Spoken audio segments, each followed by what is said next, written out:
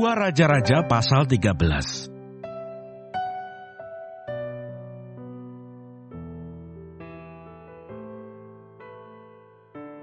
Yoahas, Raja Israel.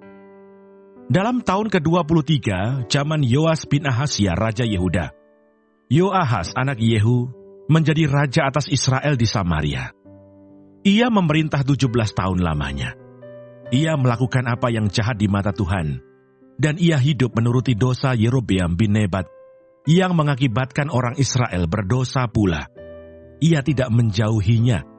Sebab itu bangkitlah murka Tuhan terhadap Israel, lalu diserahkannyalah mereka ke dalam tangan Hasael, Raja Aram, dan ke dalam tangan Ben-Hadad, anak Hasael selama zaman itu. Tetapi kemudian Yoahas memohon belas kasihan Tuhan, dan Tuhan mendengarkan dia, sebab ia telah melihat bagaimana beratnya orang Israel ditindas oleh Raja Aram. Tuhan memberikan kepada orang Israel seorang penolong, sehingga mereka lepas dari tangan Aram dan dapat duduk di kemah-kemah mereka, seperti yang sudah-sudah. Hanya mereka tidak menjauh dari dosa-dosa keluarga Yerobeam, yang mengakibatkan orang Israel berdosa pula. Melainkan, mereka terus hidup dalam dosa itu. Juga patung Asyera masih berdiri di Samaria. Sebab tidak ada laskar ditinggalkan pada Yoahas, selain dari 50 orang berkuda, dan 10 kereta, dan 10.000 orang berjalan kaki. Sebab Raja Aram telah membinasakan mereka, dan meniupkan mereka seperti abu pengirikan. Selebihnya dari riwayat Yoahas, dan segala yang dilakukannya, dan kepahlawanannya, bukankah semuanya itu tertulis dalam kitab sejarah Raja-Raja Israel? Kemudian Yoahas mendapat perhentian bersama-sama dengan nenek moyangnya, dan ia dikuburkan di Samaria. Maka Yoas anaknya menjadi raja menggantikan dia. Yoas, Raja Israel. Dalam tahun ke-37 zaman Yoas, Raja Yehuda, Yoas anak Yoahas menjadi raja atas Israel di Samaria. Ia memerintah 16 tahun lamanya. Ia melakukan apa yang jahat di mata Tuhan. Ia tidak menjauh dari segala dosa yang disuruh Yerobeam bin Nebat dilakukan orang Israel, tetapi terus hidup dalam dosa itu. Selebihnya dari riwayat Yoas dan segala yang dilakukannya dan kepahlawanannya, bagaimana ia berperang melawan Amasya, Raja Yehuda, bukankah semuanya itu tertulis dalam kitab sejarah Raja-Raja Israel? Setelah Yoas mendapat perhentian bersama-sama dengan nenek moyangnya, maka duduklah Yerobeam di atas tahta ayahnya, dan Yoas dikuburkan di Samaria, di samping Raja Israel. Kejadian menjelang kematian Elisa, dan keajaiban dalam kuburnya. Ketika Elisa menderita sakit yang menyebabkan kematiannya, datanglah Yoas, Raja Israel, kepadanya dan menangis oleh karena dia, katanya, "Bapakku, Bapakku, kereta Israel dan orang-orangnya yang berkuda." Berkatalah Elisa kepadanya, "Ambillah busur dan anak-anak panah." Lalu diambillah busur dan anak-anak panah. Berkatalah ia kepada Raja Israel, "Tariklah busurmu." Lalu ia menarik busurnya, tetapi Elisa menaruh tangannya di atas tangan raja, serta berkata, "Bukalah jendela yang di sebelah timur." Dan ketika dibukanya berkatalah Elisa, "Panahlah." Lalu dipanahnya.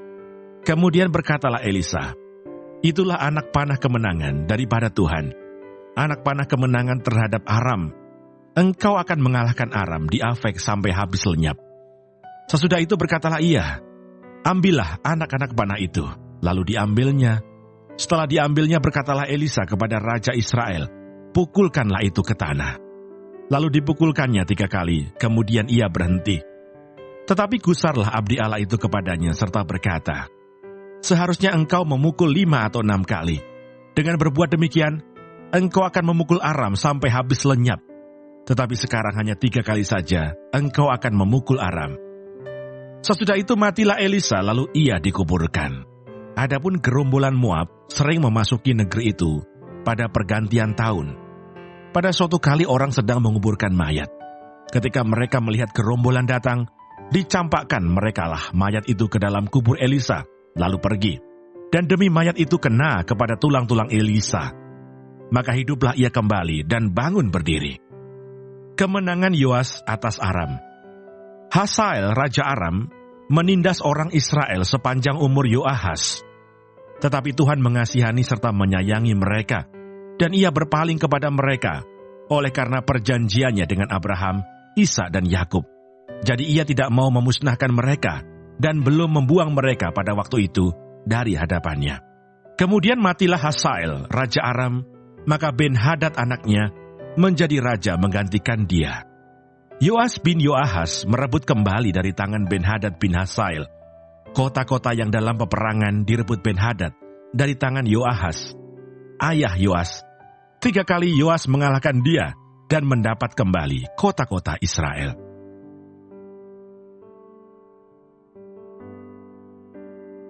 Dua Raja-Raja pasal 14.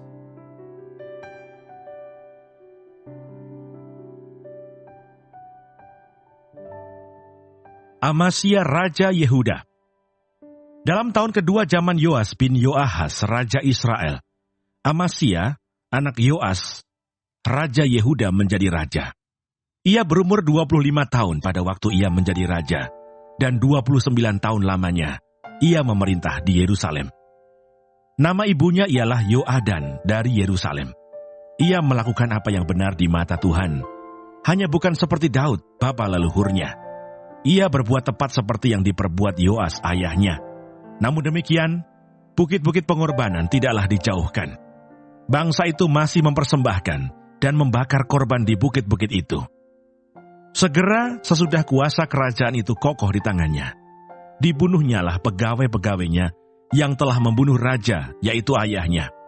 Tetapi anak-anak para pembunuh itu tidak dihukum mati olehnya, seperti yang tertulis dalam kitab Taurat Musa, di mana Tuhan telah memberi perintah, janganlah ayah dihukum mati karena anaknya, janganlah juga anak dihukum mati karena ayahnya, melainkan setiap orang harus dihukum mati karena dosanya sendiri.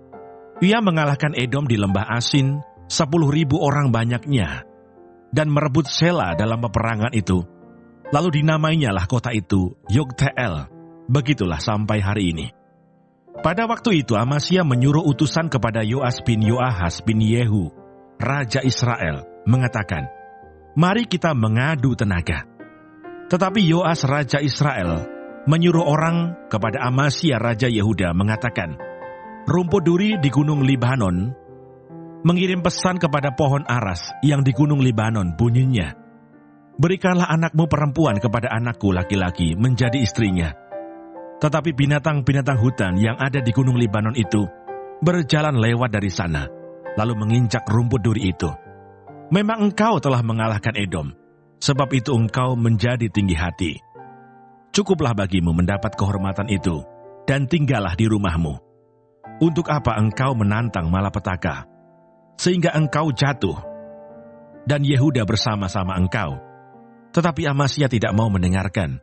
Sebab itu majulah Yoas Raja Israel, lalu mengadu tenagalah mereka, ia dan Amasya Raja Yehuda, di Bet-Semes, yang termasuk wilayah Yehuda. Yehuda terpukul kalah oleh Israel, sehingga masing-masing lari ke kemahnya. Yoas Raja Israel menangkap Amasya Raja Yehuda, anak Yoas bin Ahasya, di Bet-Semes. Lalu Yoas masuk ke Yerusalem dan membongkar tembok Yerusalem dari pintu gerbang Efraim sampai ke pintu gerbang sudut, 400 hasta panjangnya.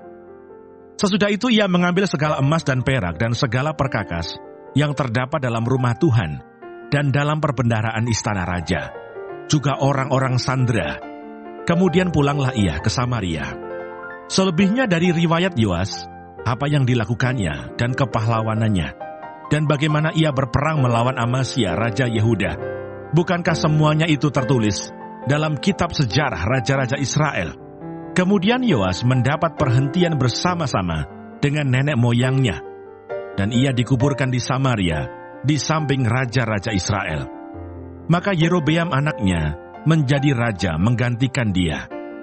Amasya bin Yoas Raja Yehuda masih hidup 15 tahun lamanya, sesudah matinya Yoas bin Yoahas Raja Israel. Selebihnya dari riwayat Amasya, bukankah semuanya itu tertulis dalam kitab sejarah Raja-Raja Yehuda? Di Yerusalem, orang mengadakan persepakatan melawan dia. Sebab itu larilah ia ke Lakis. Tetapi mereka menyuruh mengejar dia ke Lakis, lalu dibunuhlah dia di sana.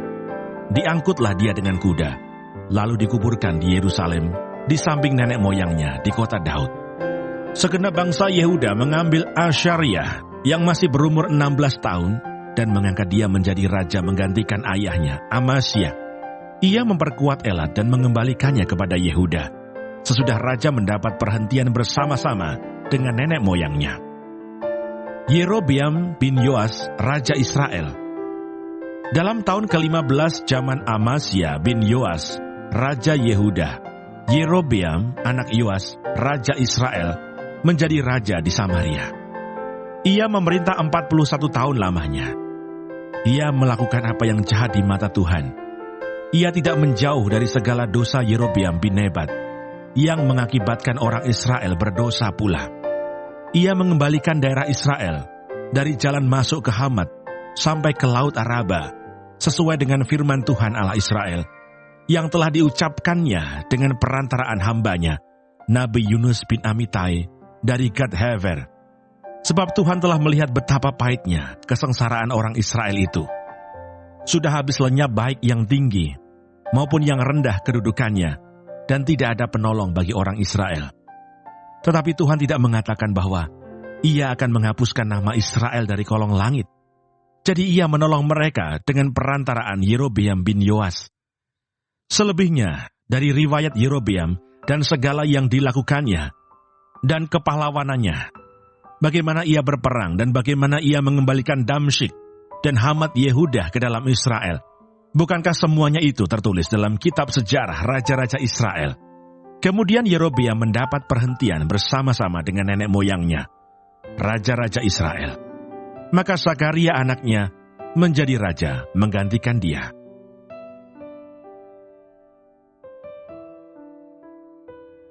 Dua Raja-Raja pasal 15.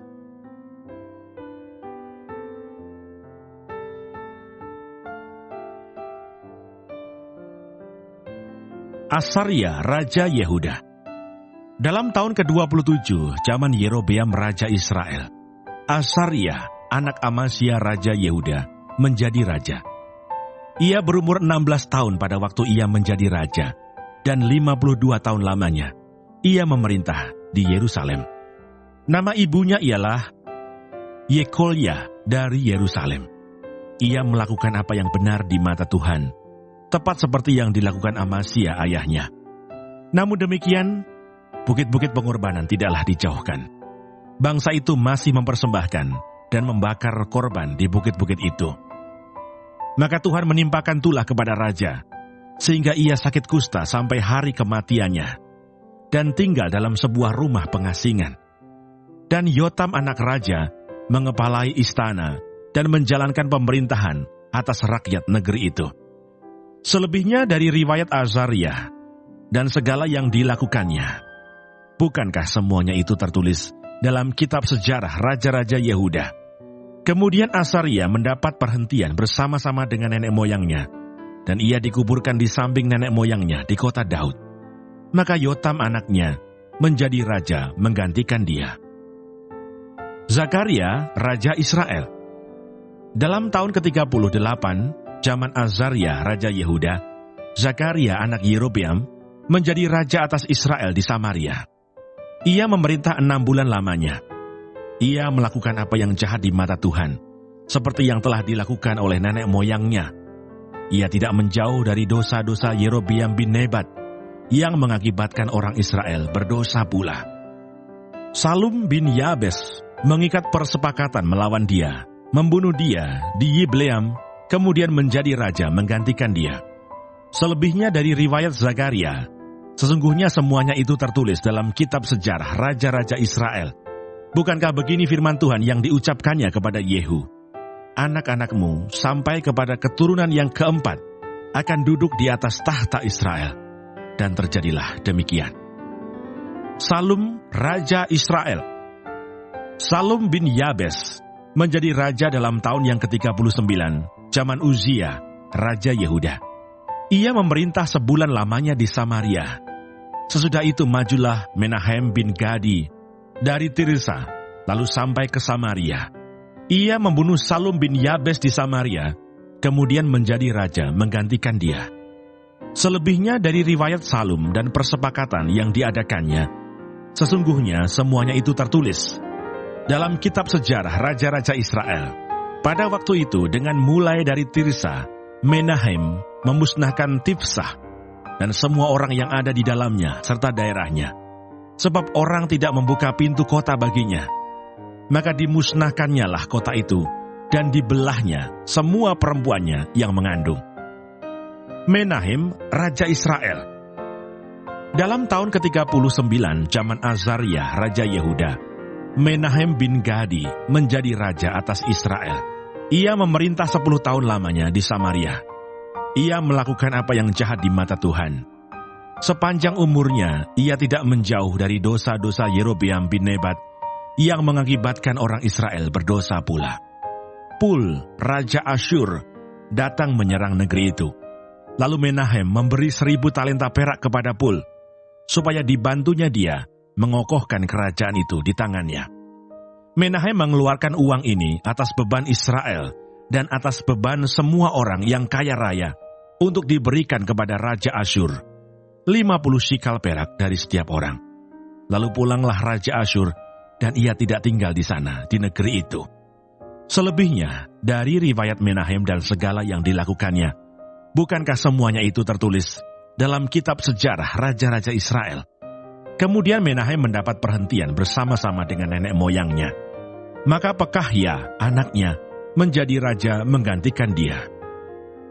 Pekahya, Raja Israel. Dalam tahun ke-50 zaman Azaria, Raja Yehuda, Pekahya, anak Menahem, menjadi raja atas Israel di Samaria. Ia memerintah 2 tahun lamanya. Ia melakukan apa yang jahat di mata Tuhan. Ia tidak menjauh dari dosa-dosa Yerobeam bin Nebat, yang mengakibatkan orang Israel berdosa pula. Lalu perwiranya, yakni Pekah bin Remalia, mengadakan persepakatan melawan dia dan membunuh dia di Samaria, di puri istana raja. Beserta dia ada Argob dan Arye, serta 50 orang dari Bani Gilead. Dibunuhnyalah Pekahya, kemudian menjadi raja menggantikan dia. Selebihnya dari riwayat Pekahya dan segala yang dilakukannya, sesungguhnya semuanya itu tertulis dalam kitab sejarah raja-raja Israel. Pekah Raja Israel. Dalam tahun ke-52 zaman Azaria, Raja Yehuda, Pekah bin Remalia menjadi raja atas orang Israel di Samaria. Ia memerintah 20 tahun lamanya. Ia melakukan apa yang jahat di mata Tuhan. Ia tidak menjauh dari dosa-dosa Yerobeam bin Nebat, yang mengakibatkan orang Israel berdosa pula. Dalam zaman Pekah Raja Israel, datanglah Tiglat-Pileser, Raja Asyur. Direbut nyala Iyon, Abel, Bet, Maaka, Yanoah, Kedes, dan Hasor, Gilead dan Galilea, seluruh tanah Naftali. Lalu diangkutnyalah penduduknya ke Asyur, ke dalam pembuangan. Hosea bin Ela mengadakan persepakatan melawan Pekah bin Remalia. Dibunuhnyalah dia. Kemudian dia menjadi raja menggantikannya dalam tahun ke-20, zaman Yotam bin Usia.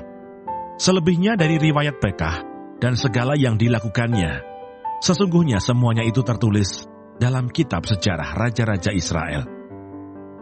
Yotam Raja Yehuda. Dalam tahun kedua, zaman Pekah bin Remalia Raja Israel, Yotam anak Usia Raja Yehuda menjadi raja.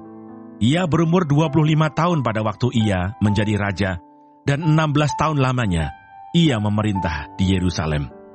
Nama ibunya ialah Yerusa, anak Zadok. Ia melakukan apa yang benar di mata Tuhan, tepat seperti yang dilakukan Uzia ayahnya. Namun demikian, bukit-bukit pengorbanan tidaklah dijauhkan. Bangsa itu masih mempersembahkan dan membakar korban di bukit-bukit itu. Ia mendirikan pintu gerbang tinggi di rumah Tuhan. Selebihnya dari riwayat Yotam, apa yang dilakukannya, bukankah semuanya itu tertulis dalam kitab sejarah raja-raja Yehuda?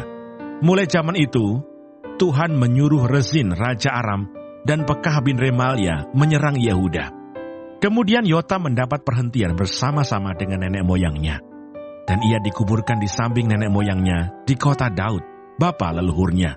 Maka Ahas anaknya menjadi raja menggantikan dia.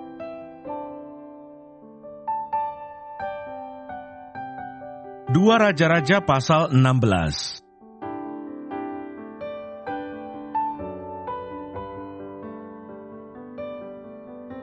Ahas, Raja Yehuda.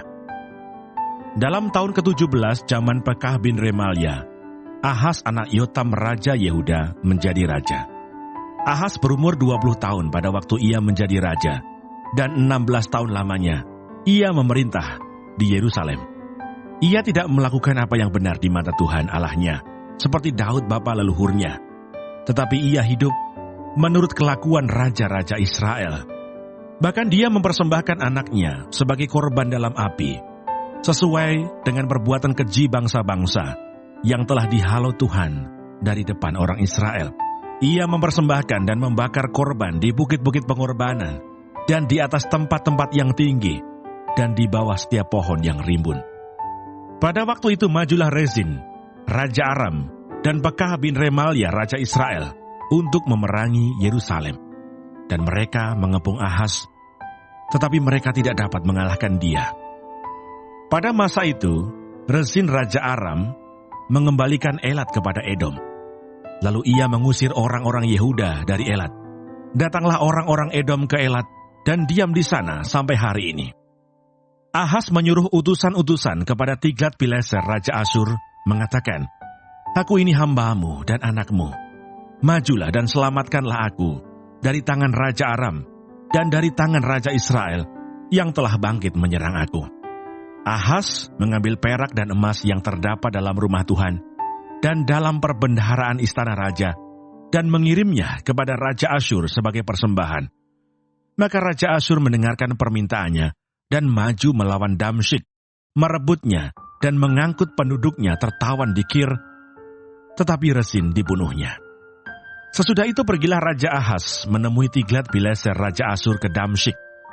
Setelah Raja Ahas melihat mezbah yang ada di Damsyik, dikirimnyalah kepada Imam Uria ukuran dan bagan mezbah itu menurut buatannya yang tepat. Lalu Imam Uria mendirikan mezbah tepat seperti keterangan yang dikirimkan Raja Ahas dari Damsyik. Demikianlah dibuat Imam Uria menjelang datangnya Raja Ahas dari Damsyik. Setelah Raja pulang dari Damsyik, maka Raja melihat mezbah itu. Lalu mendekatlah Raja kepada mezbah itu, naik ke atasnya, membakar korban bakarannya dan korban sajiannya, mencurahkan korban curahannya di atas mezbah itu, dan menyiramkan darah korban keselamatannya kepadanya. Tetapi ia menyuruh menggeser mezbah tembaga yang ada di hadapan Tuhan, dari depan rumah Tuhan, dari antara mezbah baru dengan rumah itu, dan menaruhnya di sebelah utara mezbah baru itu.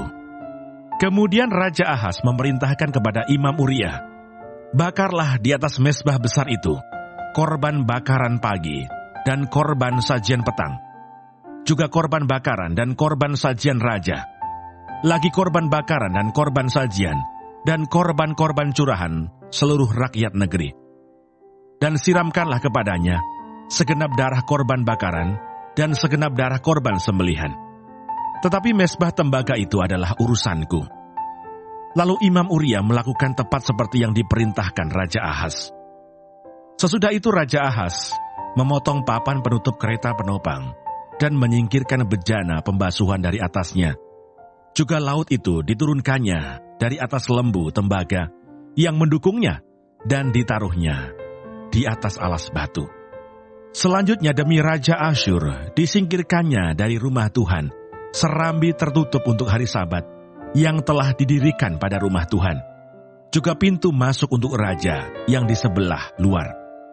Selebihnya dari riwayat Ahas dan apa yang dilakukannya, bukankah semuanya itu tertulis dalam kitab sejarah Raja-Raja Yehuda? Kemudian Ahas mendapat perhentian bersama-sama dengan nenek moyangnya, dan ia dikuburkan di samping nenek moyangnya di kota Daud. Maka Hizkia anaknya menjadi raja menggantikan dia.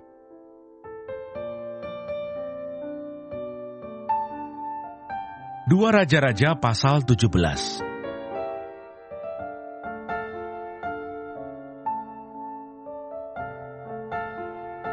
Hosea Raja Israel.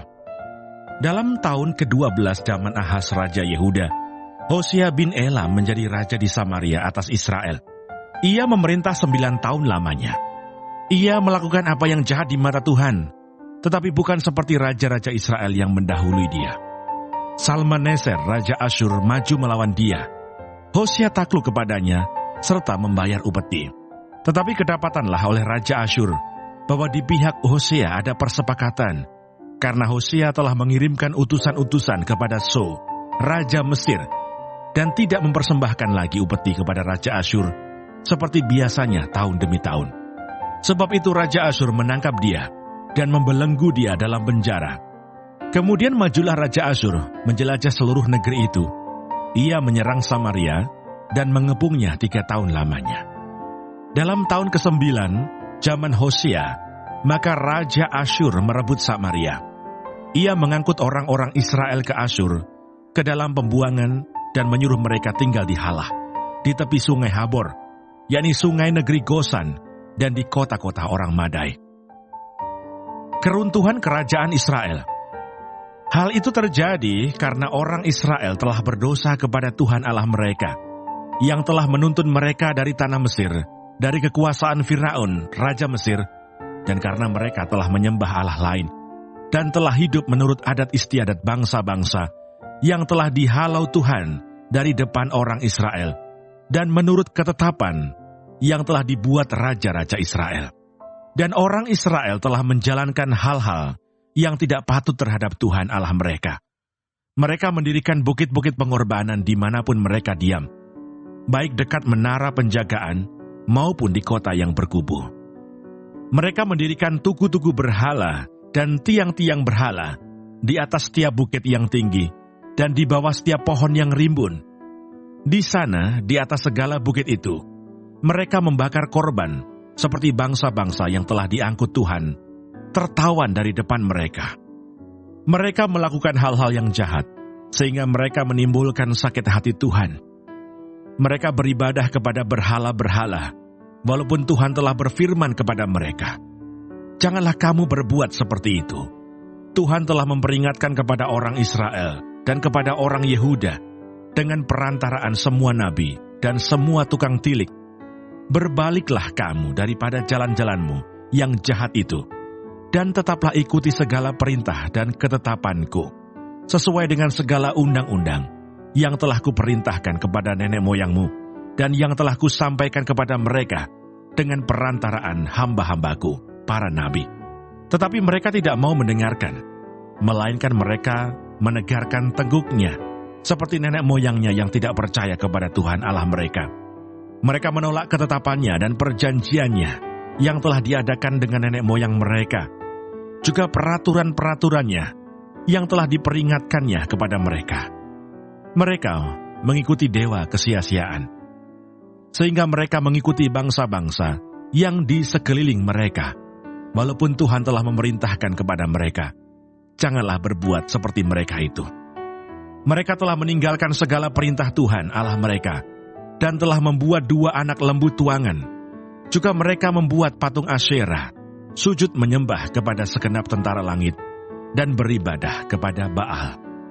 Tambahan pula, mereka mempersembahkan anak-anaknya sebagai korban dalam api, dan melakukan tenung dan telaah, dan memperbudak diri dengan melakukan yang jahat di mata Tuhan, sehingga mereka menimbulkan sakit hatinya. Sebab itu Tuhan sangat murka kepada Israel, dan menjauhkan mereka dari hadapannya. Tidak ada yang tinggal kecuali suku Yehuda saja. Juga Yehuda tidak berpegang pada perintah Tuhan Allah mereka, tetapi mereka hidup menurut ketetapan yang telah dibuat Israel. Jadi Tuhan menolak segenap keturunan Israel. Ia menindas mereka dan menyerahkan mereka ke dalam tangan perampok-perampok, sampai habis mereka dibuangnya dari hadapannya. Ketika ia mengoyakkan Israel daripada keluarga Daud, maka mereka mengangkat Yerobeam bin Nebat menjadi raja. Tetapi Yerobeam membuat orang Israel menyimpang daripada mengikuti Tuhan, dan mengakibatkan mereka melakukan dosa yang besar. Demikianlah orang Israel hidup menurut segala dosa yang telah dilakukan Yerobeam. Mereka tidak menjauhinya, sampai Tuhan menjauhkan orang Israel dari hadapannya, seperti yang telah difirmankannya dengan perantaraan semua hambanya, para nabi. Orang Israel diangkut dari tanahnya ke Asyur, ke dalam pembuangan. Demikianlah sampai hari ini. Orang-orang Samaria. Raja Asyur mengangkut orang dari Babel, dari Kuta, dari Awa, dari Hamat, dari Sewarwaim, lalu menyuruh mereka diam di kota-kota Samaria, menggantikan orang Israel. Maka orang-orang itu pun menduduki Samaria dan diam di kota-kotanya. Pada mulanya waktu mereka diam di sana, tidaklah mereka takut kepada Tuhan. Sebab itu Tuhan melepaskan singa-singa ke antara mereka yang membunuh beberapa orang di antara mereka. Lalu berkatalah orang kepada Raja Asyur, "Bangsa-bangsa yang Tuanku angkut tertawan dan yang Tuanku suruh diam di kota-kota Samaria, tidaklah mengenal hukum beribadah kepada Allah negeri itu. Sebab itu dilepaskannyalah singa-singa ke antara mereka yang sesungguhnya membunuh mereka. Oleh karena mereka tidak mengenal hukum beribadah kepada Allah negeri itu." Lalu Raja Asyur memberi perintah, "Suruhlah pergi ke sana salah seorang imam yang telah kamu angkut dari sana ke dalam pembuangan. Biarlah ia pergi dan diam di sana dan mengajarkan kepada mereka hukum beribadah kepada Allah negeri itu." Salah seorang imam yang telah mereka angkut dari Samaria ke dalam pembuangan pergi dan diam di Betel. Ia mengajarkan kepada mereka bagaimana seharusnya berbakti kepada Tuhan. Tetapi setiap bangsa itu telah membuat allahnya sendiri dan menempatkannya di kuil di atas bukit-bukit pengorbanan yang dibuat oleh orang-orang Samaria. Setiap bangsa bertindak demikian di kota-kota yang mereka diami. Orang-orang Babel membuat patung Sukot Benot, orang-orang Kuta membuat patung Nergal, orang-orang Hamat membuat patung Asima, dan orang-orang Awa membuat patung Nibas dan Tartak. Orang-orang Sewarwaim membakar anak-anak mereka sebagai korban bagi Adramelech dan Anamelech, para allah di Sewarwaim. Di samping itu mereka berbakti kepada Tuhan dan mengangkat dari kalangan mereka imam untuk bukit-bukit pengorbanan. Maka orang-orang inilah yang melakukan ibadah bagi mereka di kuil di atas bukit-bukit pengorbanan itu. Mereka berbakti kepada Tuhan, tetapi dalam pada itu mereka beribadah kepada Allah mereka sesuai dengan adat bangsa-bangsa yang dari antaranya mereka diangkut tertawan. Sampai hari ini, mereka berbuat sesuai dengan adat yang dahulu. Mereka tidak berbakti kepada Tuhan dan tidak berbuat sesuai dengan ketetapan, hukum, undang-undang, dan perintah yang diperintahkan Tuhan kepada anak-anak Yakub yang telah dinamainya Israel. Tuhan telah mengadakan perjanjian dengan mereka dan memberi perintah kepada mereka, janganlah berbakti kepada Allah lain. Janganlah sujud menyembah kepadanya. Janganlah beribadah kepadanya, dan janganlah mempersembahkan korban kepadanya. Tetapi Tuhan yang menuntun kamu dari tanah Mesir dengan kekuatan yang besar dan dengan tangan yang teracung, kepadanyalah kamu harus berbakti. Kepadanyalah kamu harus sujud menyembah dan mempersembahkan korban. Tetapi kamu harus berpegang kepada ketetapan-ketetapan, peraturan-peraturan, hukum dan perintah yang telah ditulisnya bagimu, dengan melakukannya senantiasa dengan setia. Dan janganlah kamu berbakti kepada allah-allah lain. Janganlah kamu melupakan perjanjian yang telah kuadakan dengan kamu. Dan janganlah kamu berbakti kepada allah lain, melainkan kepada Tuhan Allahmu. Kamu harus berbakti, maka Ia akan melepaskan kamu dari tangan semua musuhmu. Tetapi mereka tidak mau mendengarkan, melainkan mereka berbuat sesuai dengan adat mereka yang dahulu. Demikianlah bangsa-bangsa ini berbakti kepada Tuhan. Tetapi dalam pada itu, mereka beribadah juga kepada patung-patung mereka, baik anak-anak mereka maupun cucu cicit mereka melakukan seperti yang telah dilakukan nenek moyang mereka sampai hari ini.